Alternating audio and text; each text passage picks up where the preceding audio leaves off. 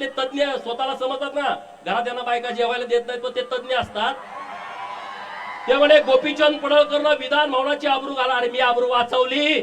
एका आमदाराला कोणतर फडतूस माणूस ज्याचा पुढाऱ्यांना बाया पुरवायचा धंदा आहे तो माणूस वाकडं बघत असेल.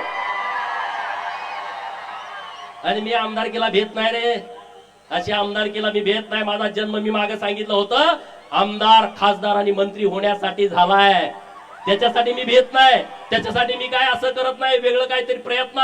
अरे जतच्या लोकांनी मला सन्मानपूर्वक महाराष्ट्राच्या विधान भवनामध्ये पाठवलाय, जतच्या लोकांचं बिरोबाच्या बनातनं मी जाहीर आभार व्यक्त करतो, जाहीर आभार व्यक्त करतो.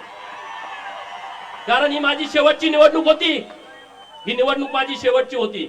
कारण मी 2009 विधानसभा, 2012 जिल्हा परिषद, 2014 विधानसभा, 2019 लोकसभा सांगली, 2019 बारामती विधानसभा आणि 2024 जत विधानसभा, 5 निवडणुका मी याच्या अगोदर लढलो होतो आणि आता 6 निवडणुका झाल्या.